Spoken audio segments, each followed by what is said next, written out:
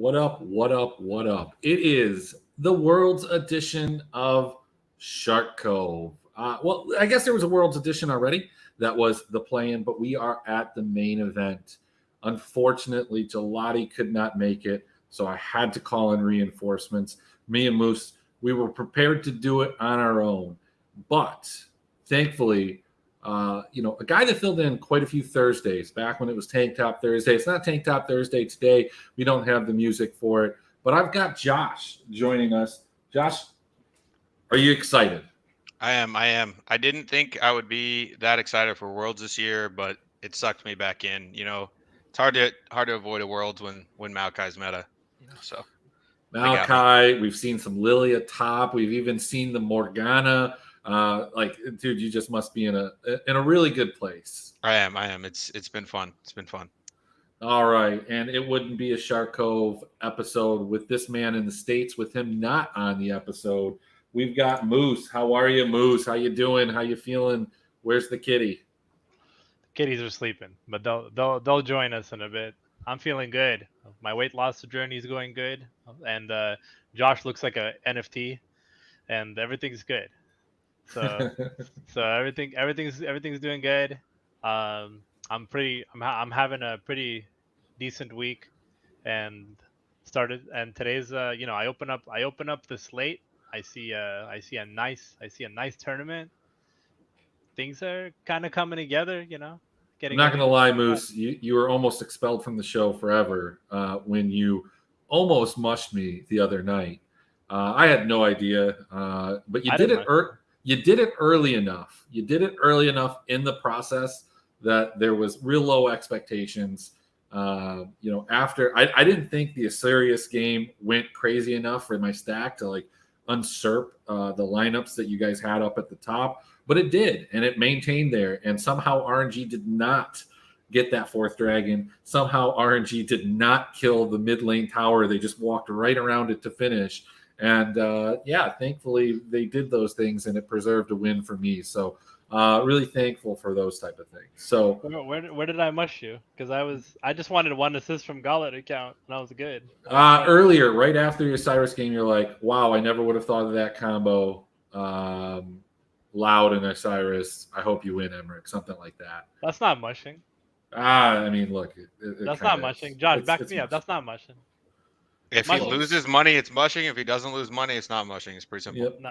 Mushing, exactly. Mushing is like if you're like, oh, bro, grats, bro. True, and that's probably why it didn't happen like that. But hey, look, before we get into this, I posted this video in the Discord. I don't know if everybody saw it, but look, the last time I was live, I said that I would play this video. I teased it, so not everybody's in the Discord. Not everybody has seen the video.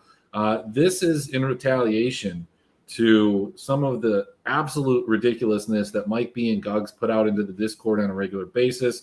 John has tried to inflict a no bullying rule, and we try our hardest. But here in the Shark Cove, there is no such rule. So without further ado, let's view the attack.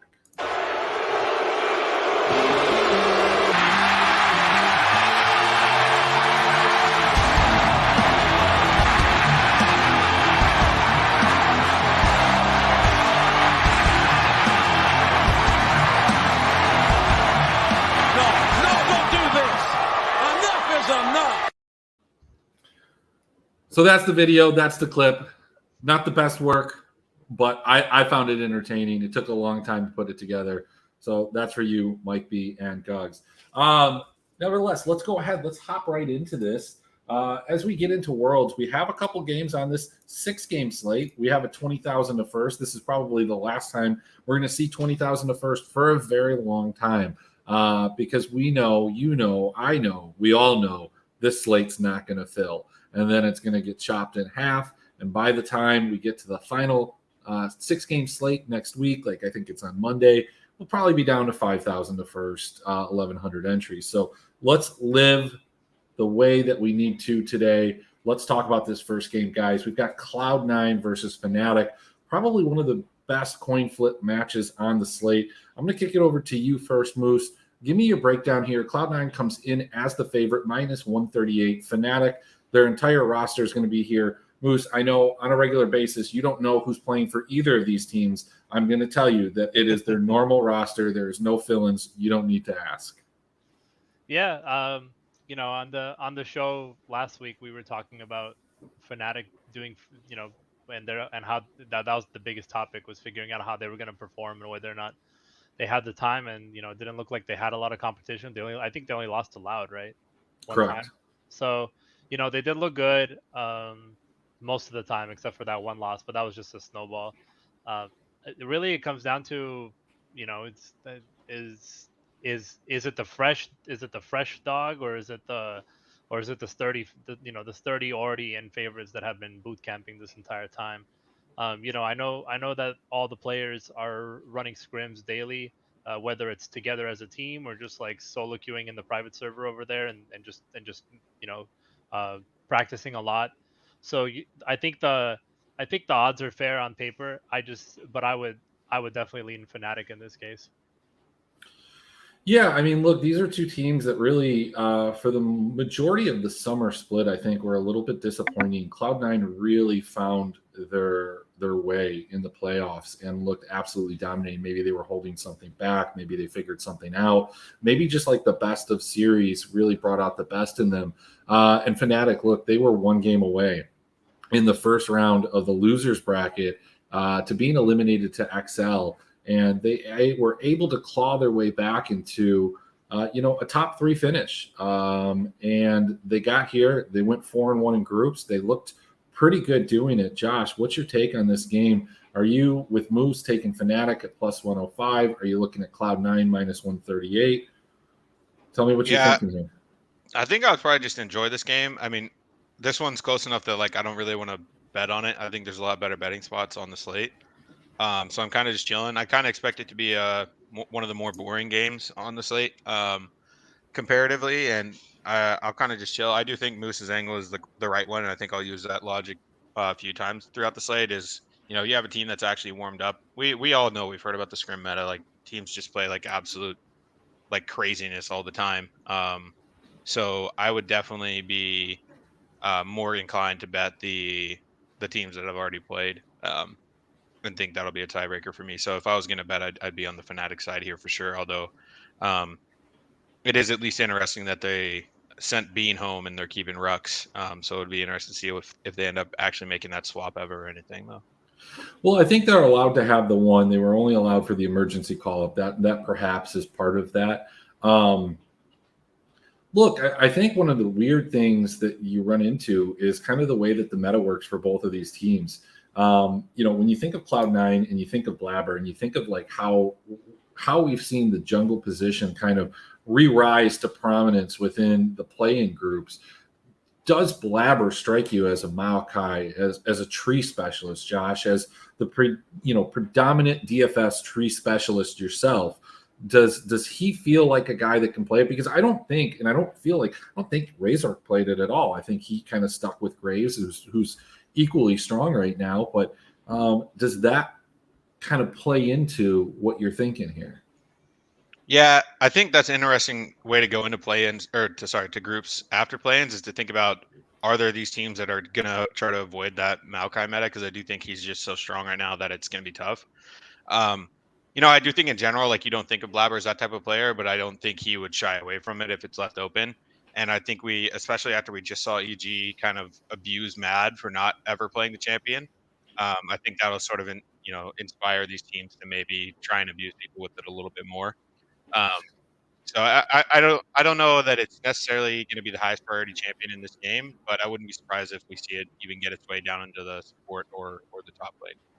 Yeah, and let's make no mistake about it. It wasn't Mad just not playing that champion. It was just, Jesus Christ, these guys had such shallow champion pools, and it was just abundantly clear with Armu just playing fucking gnar game in and game out and just having absolutely nothing. And finally somebody's like, yo, you know what? We'll just ban it. How about that? Let's see what you got. You've got Belvath all the time on Aloya. And it was just it was just really incredible to see how poorly this team, I'm talking Mad Lions, was prepared for that game and how they just faltered in almost every single best of series. Beating Beyond Gaming, but like that being your only best of 5 win, I don't expect to see Arma back with the team, or I would be pretty disappointed if they did. Let's move on to the next game. I think this one's going to have a little bit more from a DFS impact. We've got just a note on that game. Both of those teams really need that win because the rest of that group is fucked. So I think that, yeah, they're going to take that game very seriously. Yeah, I mean, look, I think for every one of these teams, every game is important. You can see how easily, like just last year with FPX, dropping a couple games early, just, it's hard to dig out of that hole. And then all of a sudden your team's blown up and you find yourself as a mid laner on LNG, acting as LPL Wooloo, basically. We got G2 plus 180 versus Damwon. A lot of people pretty low on Damwon. They didn't look like the teams that we've seen from Damwon the past couple of years. Boost, do you have confidence in this Damwon team? Or are you going to be a G2 guy here? They're not the top G2. They got rid of their CEO. Look, do they have the bravado to handle with, the alphas that are Damwon? Yeah, I my initial thoughts on this is that G2 is probably a great GPP play, but at the same time, I think that Damwon are probably more than prepared for this one. And it just feels like it's one of those things where Damwon are going to try to do their thing. They're going to slow the game down, and I feel like the meta really benefits them in this case, especially with a lot of the stuff that we've already touched on. I feel like Canyon's just the best, probably my favorite player and the best player in the server. So I don't know. I think the odds are correct. Okay. Now, Josh, I know you'd put it out in the Discord. You'd made remarks about 4G2. Was that facetious? Do you believe that? No, this is the G2 slam spot. I have G2 winning this group. I'm not even kidding. I think the problem with Damwon is 13, quite 14. simple All to right, me. clip it. Yeah. I think the problem with Damwon is quite simple to me. I think of the teams that I was thinking about that would literally just not play the meta. Like I still think 2 of the best junglers in the meta are Sejuani and Maokai. And when you're thinking about players that are like a little bit less likely to play the tanks, I think Canyon's one of them just because he's such a great playmaker. Now, I say that, but I know he did play some like Morgana jungle in the split and things like that. So maybe they do adopt it, but I just don't really have or not really don't really have faith in them. It's more that I'm high on G2's ability to be able to take advantage of this meta because I think they have guys at every position that can let them make a pretty good team comp. They're willing to play weak side top side, they're willing to play weak side bottom side. Whatever they have to do within the frame of the draft, and I think they'll just start out with either Maokai or Silas, given that they have Yankos and Caps, and those will be 2 good champions for them. And I think that they have a lot of ways that they can win in draft. So especially if we can get Damwon to revert into their TF love, I really think it's a spot where they could have a rough group. So yeah, like perhaps, but the one character or champion that Canyon does play that I think is incredibly strong, depending on how you want to play around him, is Graves. And I mean, he's known for his Graves. He's known for his Trundle. So I think that there's definitely picks within this meta that he can play, and plenty of them that they're not going to take away. He's a good hacker too.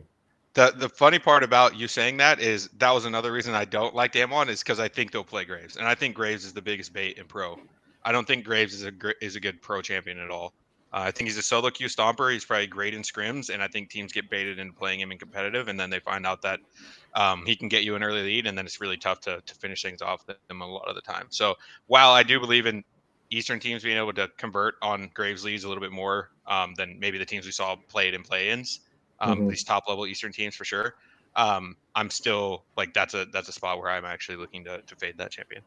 Okay, so 2 of us are on Damwon. I think Damwon takes care of business. Look, I wouldn't be surprised if G2 came out and shocked and won at a plus 180, but I think that they should be a little bit longer than that. I think Damwon is very good, and I think Damwon comes in smurfs on them. I think overall, what we see year in and year out, it happened last year. Maybe you've been talking to Kevin a little bit too much. I don't know, is that people are always down on LCK. And this guy Kevin, he always talks smack about LCK, and then he wonders why guys like C. Bavin are winning tournaments all the time, or taking second, I guess. And it's because of those LCK stacks. Hey, let's get into this. Let's get into the game that I think is one of the hardest ones to kind of predict here. We've got a plus 180 for the Flying Oysters, aka We Are Family. That's where that comment comes from. The word Flying Oysters and We Are Family, or the phrases, are very similar in Chinese, and that's where it comes from. So Flying Oysters, a plus 180 dog against 100 Thieves. I'm going to start over with you, Josh. 100 Thieves minus 230. Is this a deserved favorite spot for them, or is this just a disgusting reaction to some guys named Flying Oysters? Yeah, so there's also going to be a theme. Like, I'm just going to be on almost every single dog on day one of this. So take that with a grain of salt. But that's kind of an older strategy I've had with betting these international events, is just bet all the dogs. That didn't work so well in MSI. It didn't work so well in MSI. Didn't really work well in the play-ins to some extent. Yeah, I mean, it was okay in play-ins, but not the greatest. But I will preface this by saying I know absolutely nothing about the Flying Oysters team, but literally just name value against the Hoodie Org, give it to me all day plus 180. I'm in. So Josh, do you remember a couple years ago? Do you remember the representative from Taiwan, Maokai or Maki or what? I forget what exactly they were called, but that's basically this team. That's essentially, this is the 2020 team from minus, like, I think the top in support. Gotcha. So, Maki, yeah, there we go. That's what we're talking about. Oh yeah, okay, that makes sense. Machi. Okay. Yeah, look, I'm on the Oysters here. I think that regularly we underrate the PCS, or people do as a whole, the public does.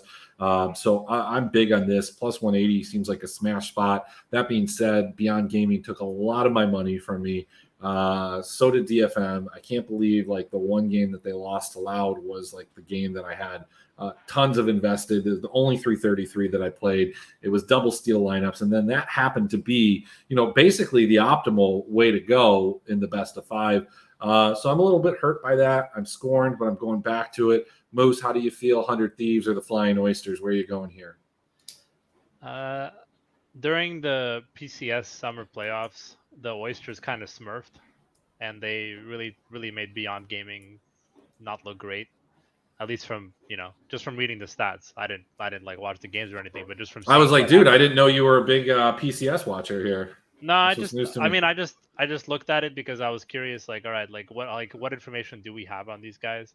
And they did kind of smurf it up a bit against they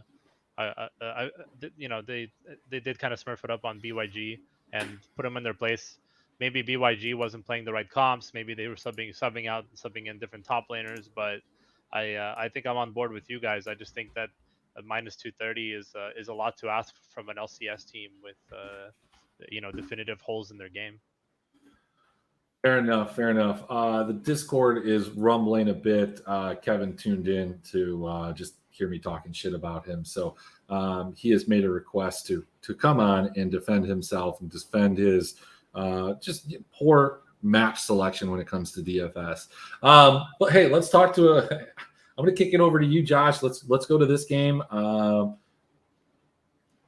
Number one EG fan, Josh, plus 425. I think it's a bettable spot here. Do you think that JD Gaming is going to allow Evil Geniuses to even get a kill? Yeah, I mean, so, like, I don't actually care about the outcome. It's just close your eyes and bet on a team that's played against one that hasn't. I mean, at plus 425, I would bet CDBC Flying Oysters against an LPL team. I don't care. Like, it's just close your eyes and bet on it for me. I don't actually think there's that much analysis in, like, the actual matchups. Like, JDG should absolutely piss on PG, but I do have this, like, feeling in my stomach that one of the LPL teams is going to choke, and I don't know which one it's going to be, but maybe it is. Oh, JDG. Stop it. We all know which one it's going to be. We all know which one it's going to be, and it's not going to be JDG Gaming. It's going to be one of the next two that we talk about. So JDG updated their name to JDG Intel. So I want to go back and get a historic data on what happens when a team updates their name to something stupid like that, like Team Liquid Honda or something like that. So I'm definitely curious what the outcomes ended up happening in that situation. But What about Damn One Kia? Didn't they? What did they end up well, doing? look what happened, right? Well, they took second at Worlds, so I mean that means they win this game, and we'll have to worry about it later, right? Yeah, I'm with you guys on this one. I just think that this is going to be one of those things where JDG is going to walk in saying like, "Hey, we've got two other teams to focus on here that are probably significantly bigger threats, and they could get caught off guard early."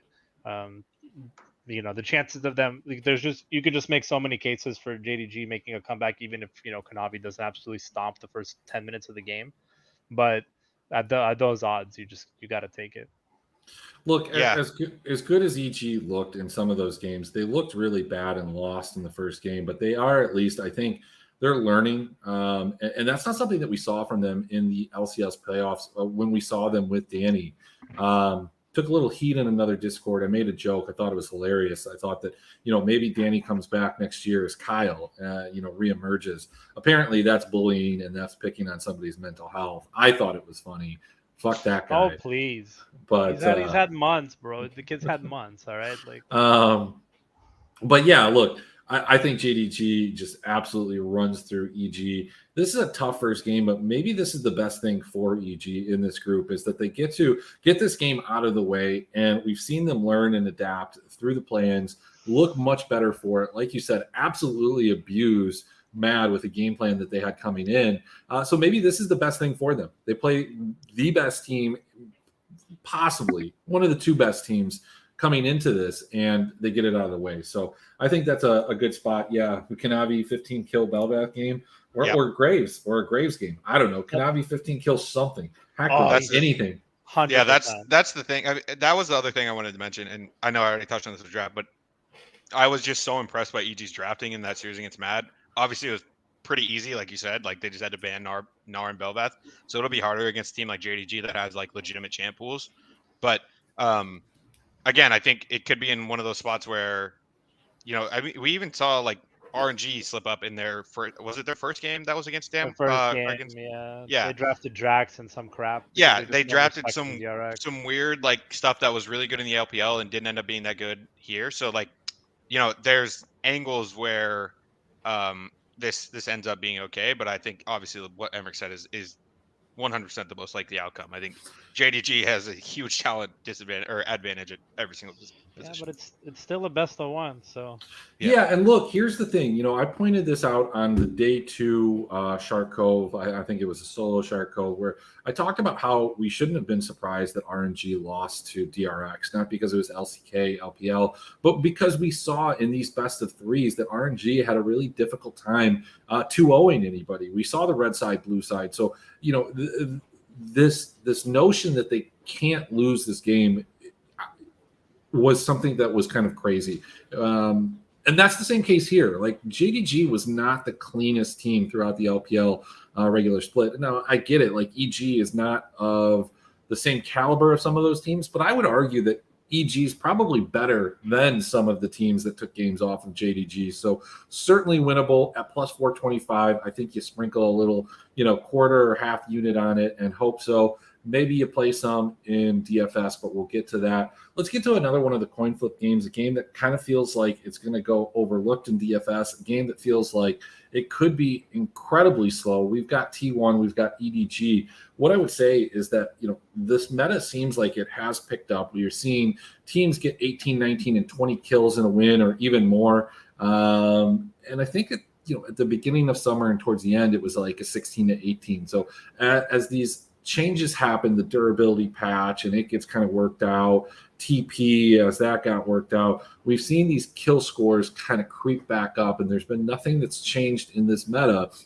that has taken away from that. So I'm going to go over to you, Moose, to give me a little lowdown here on the boys from T1 and the guys from EDG. Before that, though, so hold your horses. I have a funny story. So I was at a client's house last Saturday, and I asked them, I was like, hey, where are you guys from? And they were from South Korea. And I was like, oh, okay. yeah, I love watching, video games, blah, blah, blah. We started talking about this whole thing. And the old lady, the grandma, like the young lady is probably, in her early 30s, late 20s. She didn't know anything about it. The older lady, the grandmother, her mother, basically said, yeah, I only know one person, and it's Faker. So look, transcended. She doesn't know anything else. She didn't know what he played, but she knew who Faker was. Moose, take it away on this game. In the previous Worlds grouping, T1 and EDG met. They split it, and what's there to say? I feel like they're gonna split it, and I feel like the pace is gonna be as slow as we're expecting. I just don't know what is really gonna happen in this spot. I'm not expecting a pop off from either of these teams. I don't know. Maybe Josh has a different take. Maybe the meta's adapted, but it just feels like we have historical data on these guys, and I feel like it's dead even.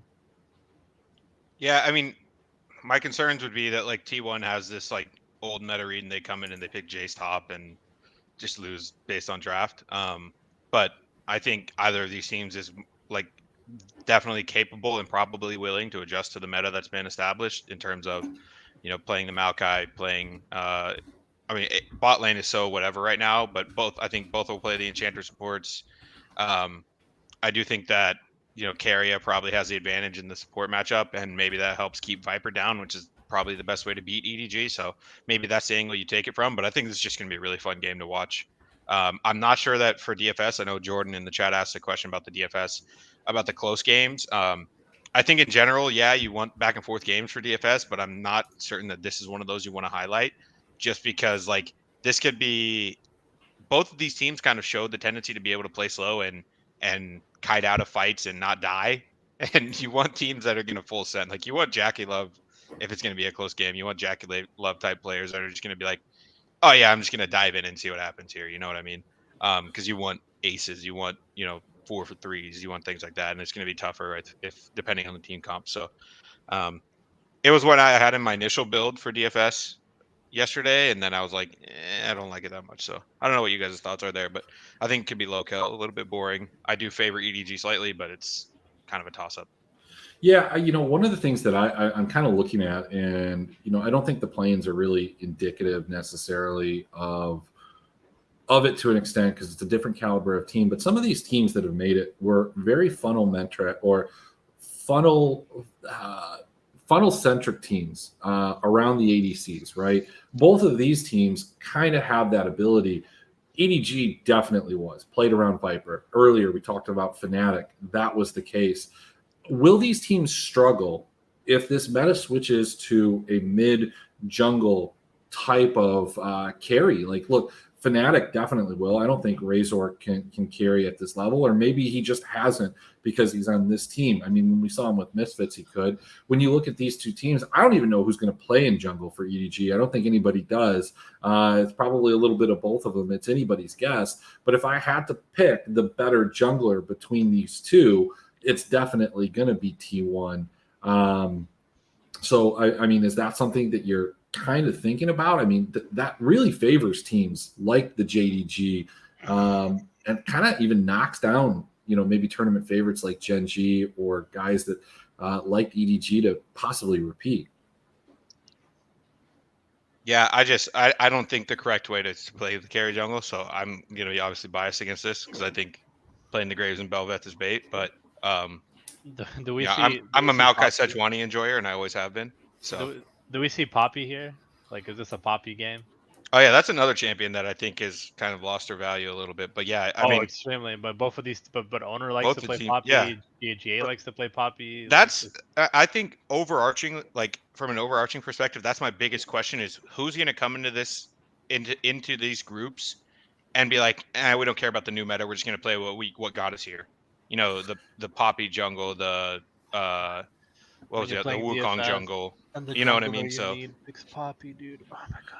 Yeah, but look, and here's the thing: like, we might not see anything from the play-ins, or I shouldn't say anything, but if you remember back in, like, I think it was 2020, there was a fair amount of Twitch that was played in the play-ins, and I don't think he was picked one time in actual groups in the main event.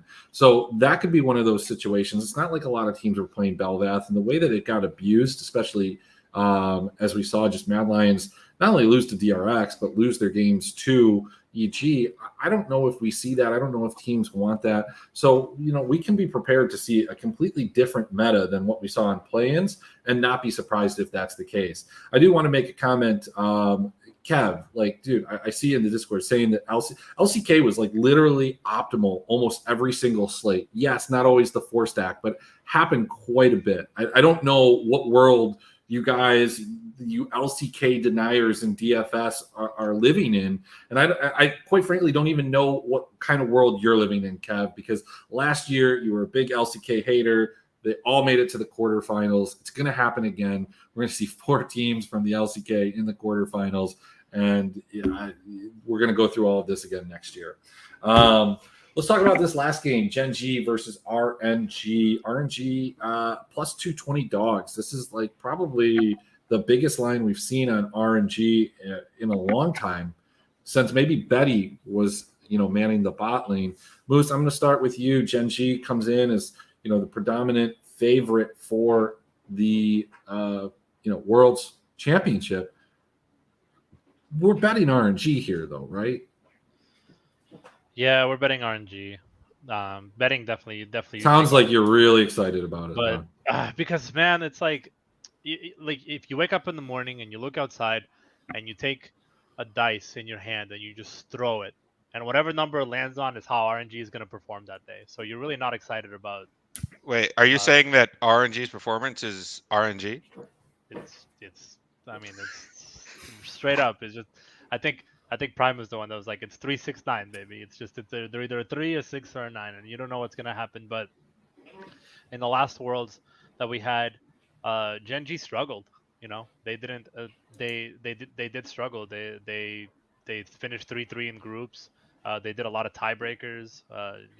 Did they make it to semis? Yes, but they did struggle. And I think it's just going to come down to Gen G trying to slow the game down and play their game, while RNG are just going to try to make it as quick as possible. RNG are also like we've discussed, the kings of giving up games. They gave up a game to DFM until they cleaned it up, and I think they lost to somebody else. I don't remember who. Right? Did they beat everybody except for DRX? Oh, well, they lost the one game to DFM. Yeah, in the DFM game, and but I mean, on paper, it makes sense why Gen is favored. But like I said before, Gen, they struggled before in groups, and the number is just too big.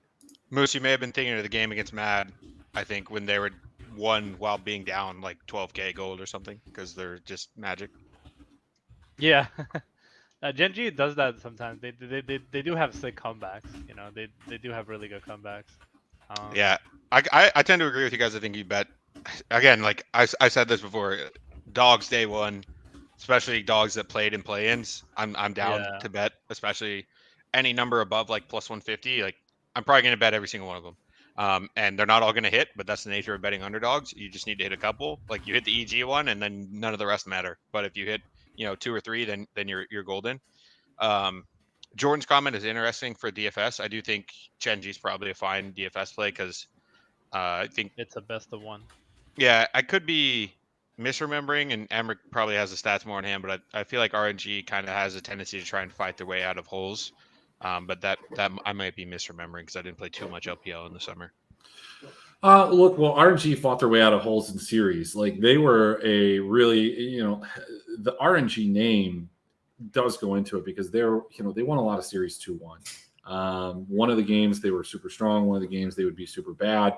Then they would come out and win again. The one thing that I will say, I do, and we can transition this into DFS, is that when RNG lost pretty spectacularly. I mean, they gave up a ton of kills. They didn't always get a ton of kills in their wins, but they gave them up. So we're looking at a situation here where we're going to bet RNG. But just like George said, we're going to bet RNG, but we're probably going to play Gen G on the other end of it. So, let's transition this over to, some group predictions, and then we'll go into the DFS slate. So, first and foremost, we've got one more game. There's not one more game. That was it. There's one more game the next day. Oh, there's one more game next day, right? Well, yeah, there's 6 more games the next day. That's what you were seeing. My bad. It's okay. I got excited. I know. It's all right. All right. So we've got Cloud9, EDG, Fnatic, and T1 Moose. Give me your 2 that are moving on and 2 that are going home. EDG and T1. EDG win the group. Josh? Yeah, I have it. EDG, T1, Fnatic, Cloud9. All right. I've got a T1, Cloud9, Fnatic, EDG. What So in I the am- hell am I listening to? Moose, can we start a coup and kick this guy off this show? Stop the cap? So Cap. Cloud9 is going to make it to quarters. T1 is definitely making it to quarters. EDG is going home. All right, Group B, we've got Damwon, JDG, G2, and EG. Careful, Josh, because I got like you've already tipped your hand here. I'm going to start with you. You're calling me crazy for Cloud9. Go ahead and tell us how you think G2 and who else is going to advance out of it's this. G2 first, JDG second, EG third, Damwon fourth. Incredible. Moose, get past the giggles. Tell me what you got. It's JD1 and Damwon Kia number 2. And then G2 number 3, EG 0-6? 1-5. 1-5. All right. Well, I'm with you, but I'm on the 0-6. I got JDG, Damwon, G2, EG. All right. So let's get to ones that we don't have our hands tipped, and let's see how tipsy we are. We've got Top Esports. We've got Rogue. We've got GAM Esports and DRX. Moose, give it to me. I'm giving it to you, baby. Top Esports number 1, Rogue number 2. Saucy, like it. What, DRX 3, GAM 4? There's 4 teams in that bracket. There are 4 teams in the bracket. I guess. Yeah. All right. Yeah. All right. So Good luck to Saucy, Gam. we've got. Hey, but Gam got to show up for once. Don't they always have visa problems? Yeah, I mean, so did the Buffaloes, but actually, so Gam didn't go to MSI because they were playing in some other tournament. Sick. All right. So Josh, what are your takes here? Maybe not as warm to Rogue as maybe Mr. Moose is. Probably feels a warm spot for Rogue as they helped him advance into this, LOL World Championship. I think that's where some of that love is going. But Josh, do you've got something different than Mr. Moose here? No, he said my exact group prediction actually. Interesting. So I know we Let's cut it go, off early, baby. but the Rogue over DRX matchup on Friday is my favorite bet of the week. So sorry, I just want to sneak that in. But yeah, he said my exact group prediction. I have Rogue second, DRX third. But again, bias. You guys know the only bias background. I don't have it on today, but I did have DRX getting like third in the play-ins group and then advancing over EG. So I had that prediction wrong. So maybe I'm just trying to make up for it by saying they're going to get third here. Gotcha.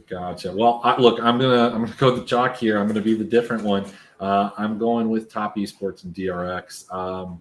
Rogue 3, GAM 4. I think actually Rogue and GAM probably don't get more than 3 wins combined, and that hurts. That hurts because I'm a Rogue guy. But let's go to the group that I think I've got a feeling that we're gonna find some common ground here in Group D.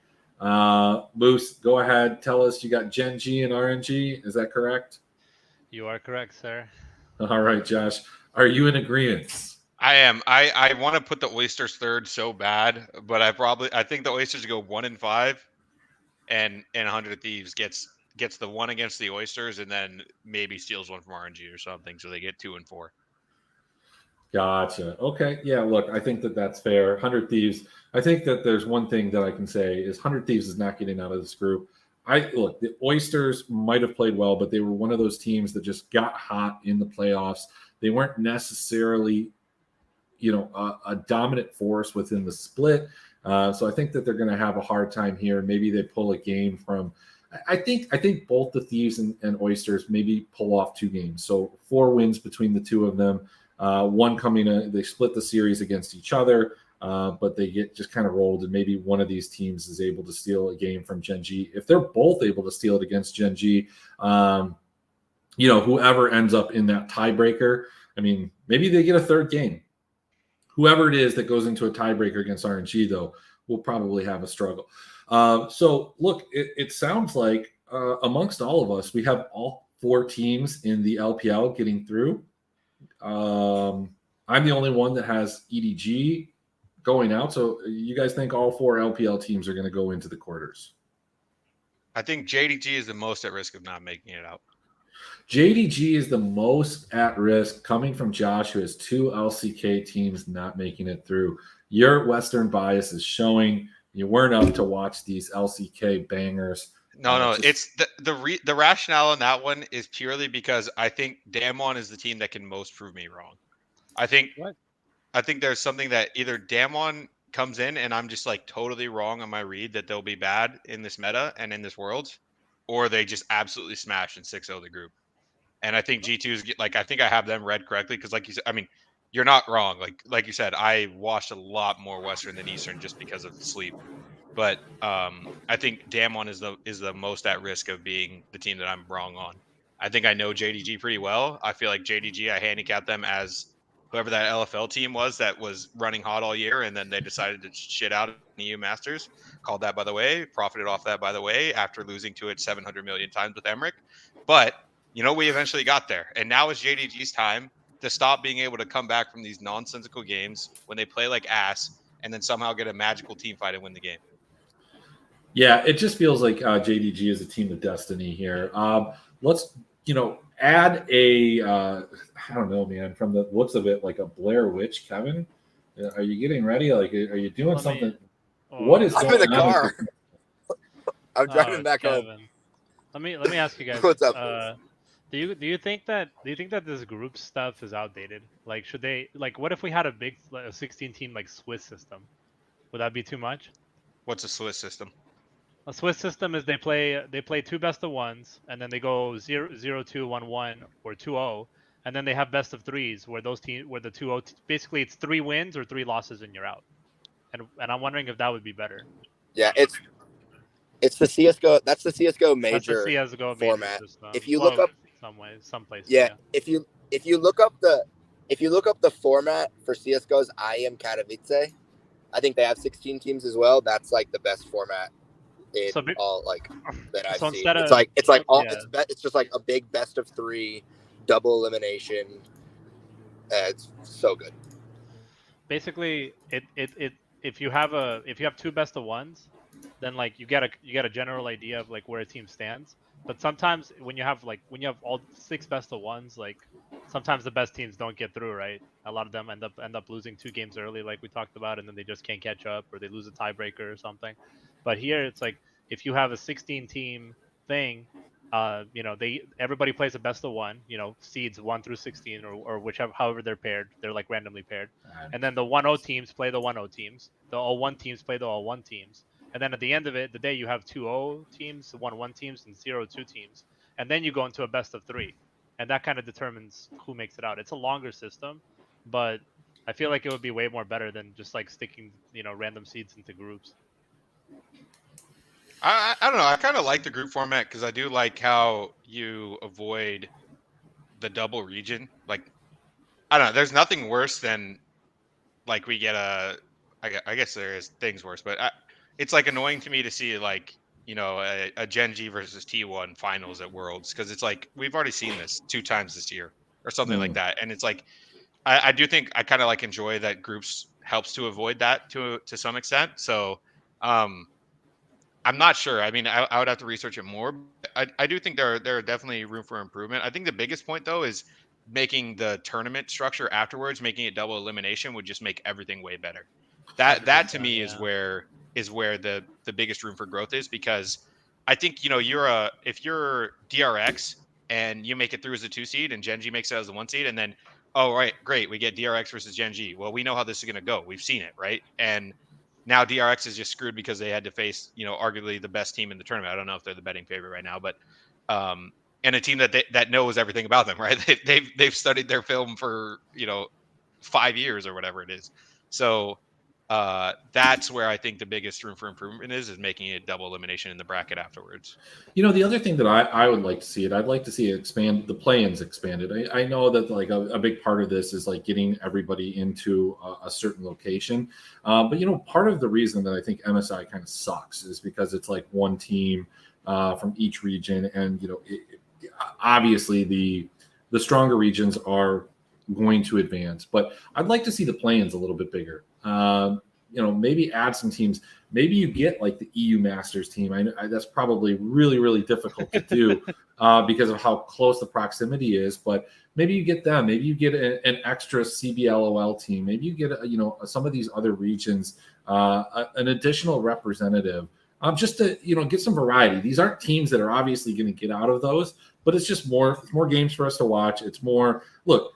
I would say that watching a CBLOL team versus an LFL team is just a little bit more intriguing to me than seeing RNG play the Istanbul Wildcats. Okay, like it just I don't know. I totally agree.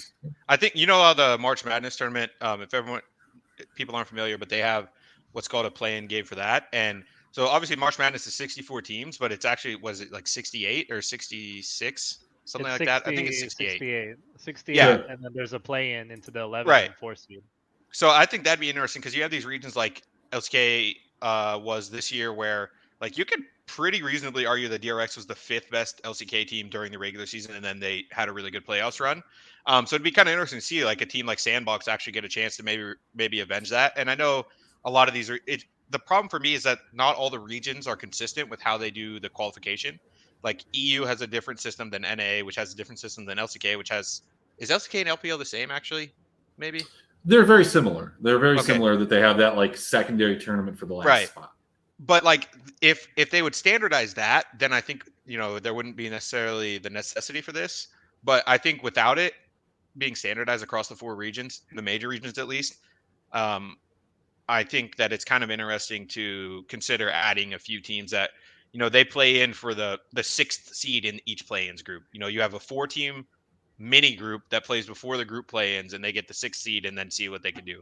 And if that team's another LCK team or another LPL team, which it most likely would be, that would win those, you kind of just increase the competitiveness, so you don't know going in that, hey, you know what, LPL and LCK are going to win and EU and A are going to win. Like the groups for play-ins win exactly how they were power seeded before, and that always happens, except for Mad losing last year, for the most part. So I would kind of just like to increase the variance there and get more good teams involved. I do think your point about the minor regions having more exposure would be interesting, but I think there's a position where you could add them in there. Yeah. So in a Swiss system, Josh, like if let's say they play 2 best of 1s and Gen and T1 go 2-0, then the first best of 3 they would play is against each other. And then the winner of that would 3-0, and there would be 1 3-0 winner. And then that person would advance. Then the other team would move to 2-1. So that's kind of how it would work. Yeah, that makes sense. I do think it might be odd just with, what is there, 16 teams, right? Yeah, but that's how CSGO does it. Yeah, because you only end up having 1 3-0 team. Right. Well, it's because there's just not enough CSGO teams at this point. It's. Wouldn't you have more than 2 2-0 teams though? No, you have a lot of 2.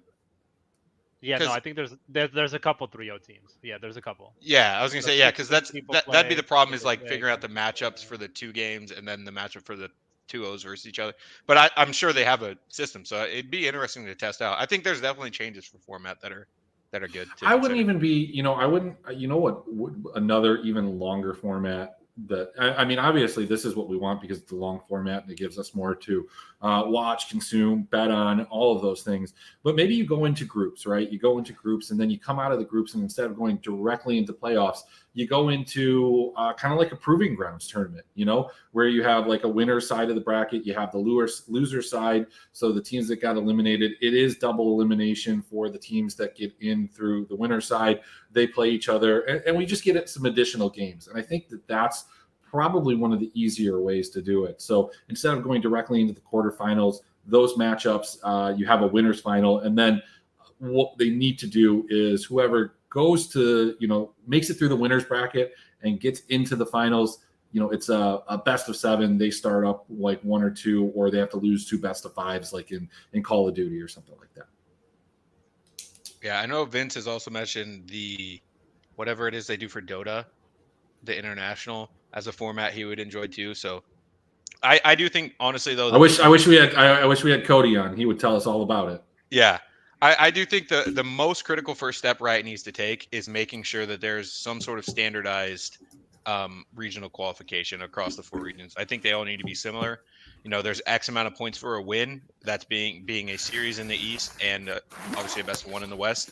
And then teams get points for that, and they qualify. They need to somehow standardize it across all 4 regions so that it's more normalized. All right, let's talk about DFS. As fun as this has been, and it has been,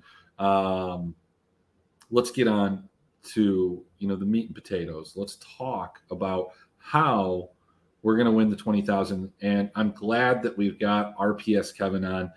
He's going to give us that Millie Maker kind of swagger. Kev, what chalk are we slamming? Tell me, for JDG, is it Gen G? Do we find a way to play JDG and Gen G together? What are we doing here? What are we doing? What LPL teams are we stacking? We're stacking all of them. No, we're playing the Western teams, Cloud9, G2, and this Certified Flying Oysters game. The other games are whatever. So you're a top 3 of the bracket. So what are you going to play in the late slate, my guy? There's a late slate, 1,000 first. Playing the late slate? What? Why wouldn't you? Play the early games. You get that fat screenshot for Twitter, and you just print. Nice. All right. So look, let's talk about how these teams are priced out. So first, JDG is obviously the most expensive. EDG obviously the least expensive. So people are going to find ways to play JDG. We've always said that life finds a way to do that. We've got a 6-game slate that makes it a little bit easier. Of these other teams, though, people are going to play the Eastern teams. Josh, they're going to play. It's just hard for me to see how you don't end up with higher ownership than maybe what you should with T1 or Damwon, or am I just crazy? I mean, they're priced right there in the middle. Is it because they're in closer games? Like this Damwon game, just, I don't know, it cries to me. And I might cry after. I might cry after for playing Damwon. You're all going to make fun of me for it. And I know that. And it's okay. I'm prepared to have, some sadness when Damwon wins like 12-2 or some weird shit like that. When they have a dragon fight and everybody's at like 2 health and they decide to just disengage and not kill anybody and come back 2 minutes later. But is Damwon going to end up possibly in the optimal? Because G2 are some dirty feeders when they lose, Josh. Yeah, I mean, I would expect, honestly, so like anytime you have a big slate, we do this on the 5-game slates, not as much on the 4-game, but we still talk about it. But I think anytime you have a slate like this, the best way to do it is think about where are people going to go in cash. And to me, what jumps off the page is people are either going to go T1 JDG or Damwon JDG. And naturally, I think if people are going to be playing those in cash, they're going to be more owned in tournaments as well. So I think because of Damwon and T1 having reasonable pricing and being, teams that people like, I think they'll both be pretty well owned in tournaments. I don't think anyone's going to have prohibitive ownership on this slate, right? It's a 6-game slate. So if you naturally spread that out amongst 6 teams, obviously they won't all gain the equal ownership, but I wouldn't expect to get anyone up near 30% or anything. We shouldn't have to deal with any of the 30% chalk smashes or anything like that. It'd be a little bit surprising just because like JDG is the team you would expect to get there, but they're going to be hard to fit unless, one of these dogs wins or one of the LCK teams in one of those closer matchups. But look, comes through. There are dogs that you can play, though. You look at how this is put together. People are gonna play. I think they're gonna play JDG, and the way that they're gonna play JDG is they're gonna play JDG with FNC. They're gonna play JDG with the Oysters. Now, look, I don't know. Like maybe it's just like within our echo chamber that the Oysters are popular.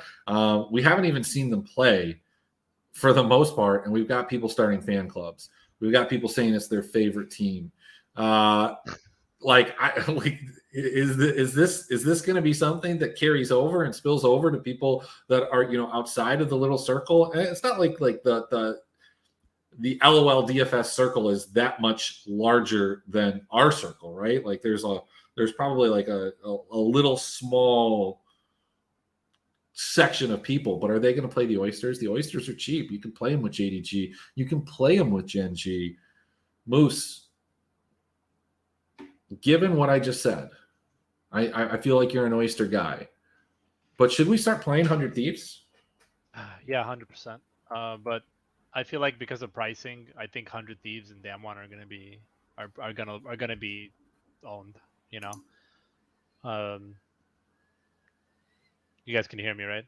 Yeah. Yeah, I feel like just taking a look at pricing, people will probably lean their way just because JDG are so expensive, and a lot of people just either don't want to take a dog or don't want to play close matches. I understand like you want to fit JDG for sure, and makes a lot of sense to me. But from what I see here, it looks like Damwon might be owned. It looks like Gen might be owned. It looks like 100 might be owned for people that just want to play favorites. That being said, those matches are probably going to be overlooked heavy in GPPs because people are just going to want to try to jam JDG. This pricing on Damwon is a little, is almost like a trap, right? They're like, I don't think Damwon are going to be owned a lot in tournaments where Kellen is the second most expensive support and Canyon is the second most expensive jungle. I'm just trying to see what we can get here with JDG and the oysters. Does it work?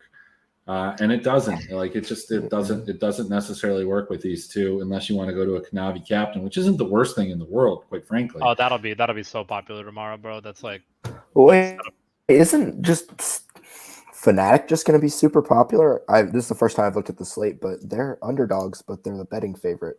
So like they're definitely going to be. They're not the betting no, favorite. They're not. Though. They're not the dog. No, I thought they were. I thought they were -1. You didn't watch. No, they're plus 105. C9 is minus 138. Yeah, I mean, honestly, now looking at the pricing, I'm surprised that didn't fit that you were just trying to do. It seems like, I mean, the most popular has got to be like a 3-3 with T1 and JDG or something like that, right? Either that or, like you said, Kanavi captain, stuff like that. I mean, what's Kanavi's price compared to his carries? He's 76. What's mid and okay, ADC? Yagao's 8K and Hope is 8,200. So it's only $400 savings. So you probably can't honestly get that much more with him. But I think people are going to go like, I would expect double jungle obviously is almost always the cash meta. So you're going to have people playing like, if 4 Damwon with jungle captain and 2 GGG works, maybe that's it. Or people will just go to 4 EDG.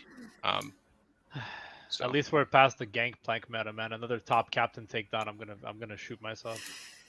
I mean, look, it could happen on one of these. It's always a Gangplank meta when 369's in the tournament. Absolutely. So what about the team that we're not talking about here? We talked about JDG.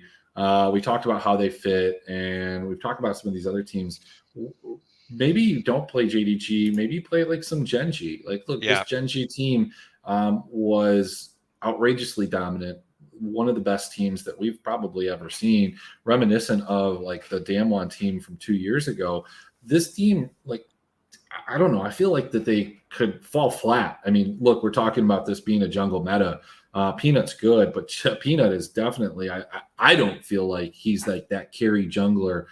This team needs to revolve around Ruler or Chovy or both of them, with these other guys being ancillary roles to them, or auxiliary roles, or supportive roles. I don't know, whatever word you want. Are we worried at all about Gen G from that standpoint, Moose? I don't. What's there to worry about? I don't think the jungle carry meta is that going to be that prevalent, honestly. Agree. I'm not worried about Gen G at all. I mean, I don't know where to put their ownership because they fit well into cash lineups. Like, I feel like people will definitely try to jam them in just to not have to worry about pricing. But at the same time, it's like, I think it's just up to RNG what happens. Gen G are either going to give us 12 kills or they're going to give us 28 kills and Ruler's going to be hamming, but we don't know what's going to happen. Could be just a 16-4 game, Fair enough. Fair enough. Well, look, so when we look at this, what game, Moose, do you think is going to be the most overlooked? After hearing everything that we've talked about, hearing our input. Actually, you know what? I'm not going to kick it to you first, Moose. Give it some thought. Kev, you haven't been on the show all year. You've been busy doing real life things. Glad to have you back in front of the computer, live scoring these games. So we get the best ball scores prior to free agent Tuesday or whatever day that is. What game do you think is going to go overlooked here?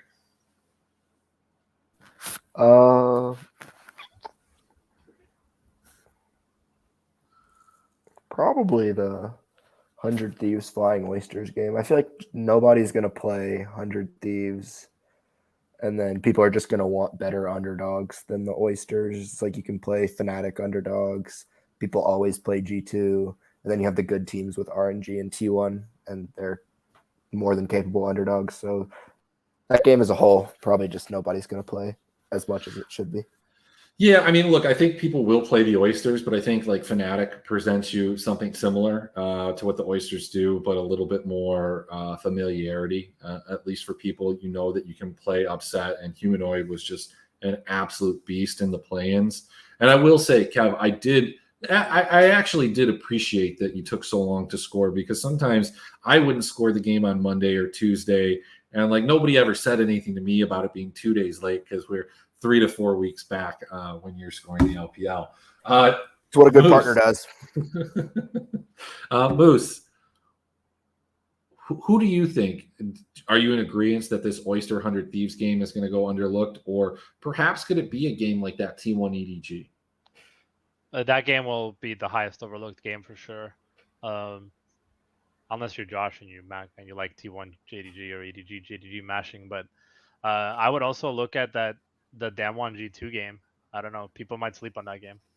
I don't think people will sleep on that game. I think people are going to play it one way or the other. G2 has always just been that team that like people gravitate towards them or against them. They've just been one of those teams, kind of like a Bwipo-led Fnatic that like to skirmish and like to fight. This Fnatic team that we see here playing against C9, it's just not simply that team. It's a really boring funnel through upset and play slow and methodical. Every once in a while they'll get a fast game, but like this G2 team, fast and furious on both sides of it. Josh, anything to add about games that are overlooked or possible upsets from a DFS standpoint? I know we're betting EG. I know you're an EG fan, but realistically, how many EG lineups are you really going to run out of, a set of 20? Yeah, I mean, I don't think EG will be played, but I mean, why would any plus 425 underdog on a 6-game slate be played other than large field GPPs for like 3 to 5% ownership? It's not going to be owned. I think in terms of the most overlooked, I kind of disagree that the T1 EDG goes overlooked, because I think they're just going to be the ones that make everything fit. Anytime you have that close matchup where it's minus 110 on each side, that they're going to be priced accordingly, and DraftKings has done that here. They're both the fifth and sixth highest priced teams, which makes sense from the betting market. And when that happens, they just make almost everything fit. Like you can probably fit pretty comfortably like JDG with either EDG or T1, things like that. So it's gonna make their ownership rise. I agree. I do think the 100 Thieves Flying Oyster, just because like if you're looking at the favorites, like you're getting 100 Thieves at the same odds as I believe Damwon, if I remember correctly. Pretty close to it, yeah. But Damwon I think is cheaper, right? So except for like Jungle, I thought in general, and maybe that's incorrect. Damwon. So let's take a look here. They are higher priced, but not by much. I mean, just like in accordance. Yeah, I guess so. Yeah, I must have just been looking at the top lane where it was cheaper. I think. But I kind of just think people will want to go up that extra 100 to Damwon just for name value, because like why would we want to play an NA favorite over a LCK favorite at minus 240 or whatever they are? And so I think that depresses ownership on 100 Thieves, because the team on the other side of 100 Thieves is Cloud9, who it's a close game by the betting odds, so they may think it's more up tempo. And then you have the Oysters on the other side where they're below Fnatic, but above RNG, and I think people will just kind of gravitate to either side. So I think that game ends up going overlooked, but probably for good reason. One of the things that nobody pointed out as an overlooked team, and maybe it'll be the most overlooked, is I don't think it's going to be EG. What about RNG? I mean, look, EG, sure, they have a possibility of winning. So does everybody. But we're talking about RNG, one of the better teams throughout the regular split. They did falter towards the end. They dropped a game against DFM, but this is a best of one. I don't think a lot of people are going to play RNG. Maybe they will because they're so cheap and you can get them there. But none of you guys pointed it out. I didn't think about it until I was just looking for something else to talk about. So I think playing some RNG, even in 3 max and single entries, it's a very risky play. But we saw this Gen G team absolutely feed their ass off in that game against Damwon, that game 2 after they won the first game of that second series back in summer. So it's there, and we saw RNG reset 15 times playing against, I forget who it was, but that 33 kill game that was only on a 2-game slate that I think everybody watched and was like, thank God that this wasn't on a 6-game slate where I had no RNG and these guys literally could have ended at 25 minutes, but they take a tower and they backed. I mean, yeah, I think what gods for doing that, but right. Sadly it wasn't on a slate. Yeah, the big thing for me with RNG specifically is if you're going to play them, I think you need to 4-stack them. Because I do think the RNG JDG lineups will be reasonably popular. I assume you can fit them because RNG is so cheap with a 4-stack of JDG. And so I think if you're going to play RNG, you have to be willing to eat the salary and play a 4-stack of them. You can still pair them with JDG by all means, but I do think you're going to want to have them as the 4-stack side of that, just because you're going to run into more duplicated lineups if you go ahead and play them as a small stack. Because I do think they'll be a reasonable small stack, just because if you think about it, coming into the slate as if you just come into it hey, how do I get 2 good Eastern teams together? RNG, JDG, it's okay, if I want to play 4 JDG because they're gonna smash EG, which was our analysis, most likely, then you're most likely gonna be able to play them with 4 RNG right there. Yeah, that lineup is something that I would expect to be pretty heavily duped in the large field stuff. So I think you would want to kind of switch the script, either go with 4 RNG or maybe a jungle captain if you do want to do the 4 JDG. But even that, I don't know. Yeah, or you could do a Yago captain who's just never he can be the highest scoring guy on this team, and he's captain far less than Hope and Kanavi. The nice thing about RNG and JDG is that they do have some synergy together in the sense that you can go mid, ADC, or jungle captain, and both of these teams have viable players at both of those positions. We talked about EDG earlier.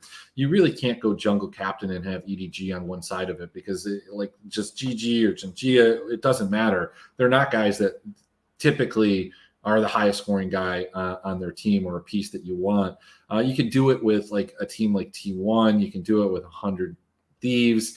It's just harder to do it with a G2, and it's just hard to play anybody on Damwon sometimes.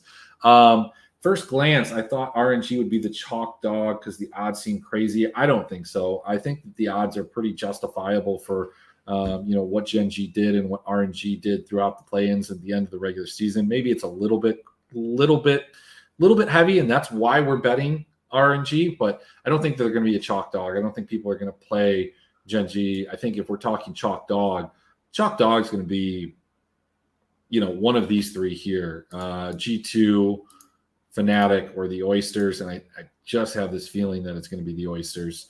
I think these are all going to be close, basically. All right. Well, let's wrap this up, guys. We are at 10:15 Eastern Standard Time. Kev, you were the last to join. I'll let you give your final thoughts here. On the slate or on the tournament?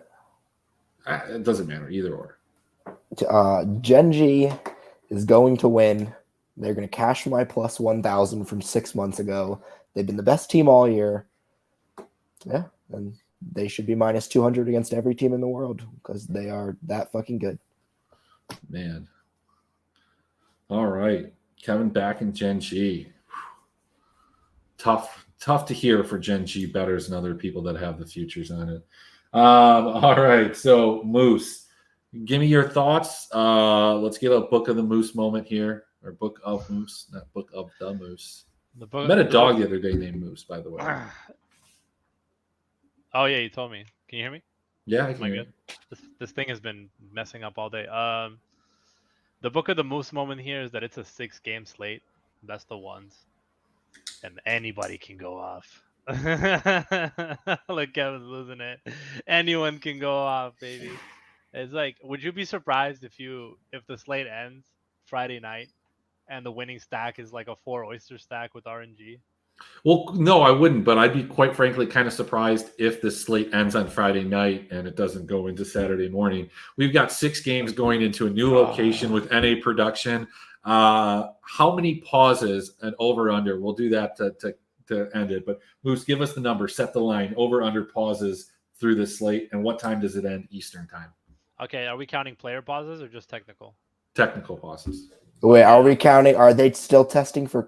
Do they still care about COVID? Because that's a big thing. No. I think that they're gonna they don't care. COVID.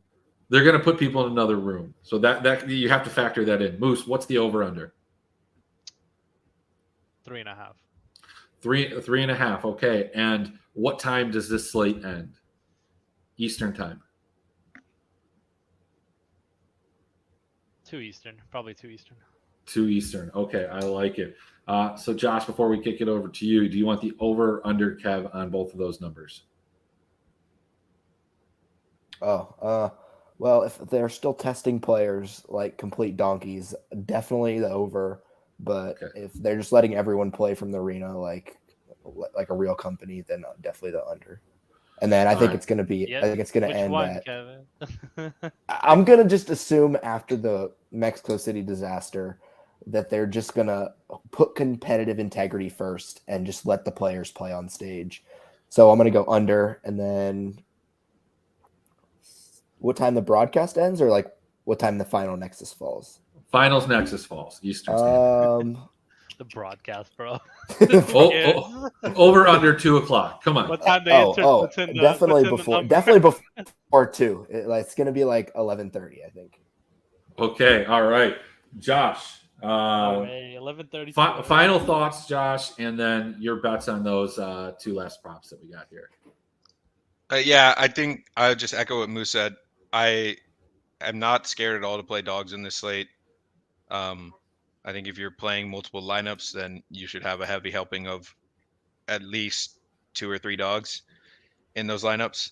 And then in terms of the over-under, I'm going to go under 3.5 technical, but I would go like over 4.5 technical plus player because we have Fnatic and EG on the slate. So you already know that each of those games can have at least 1 player pause.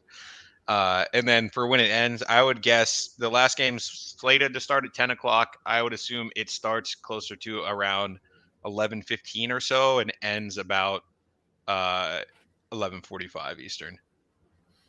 All right. I am going to say that this slate ends at 12:37. We're going to get over on the pauses. We're going to get near like probably at least 5. And so that's going to take it over. Now think about this, guys. This starts at 5 o'clock. The Mexico City one started at 4 o'clock. This is a little bit later. This is going into Saturday. I don't think it's going to go quite to 2 o'clock. I swear that would be an absolute disaster if it did. Final thoughts. Yeah, man, like I'm here for the jungle meta. I know you guys aren't, but I'm here for it.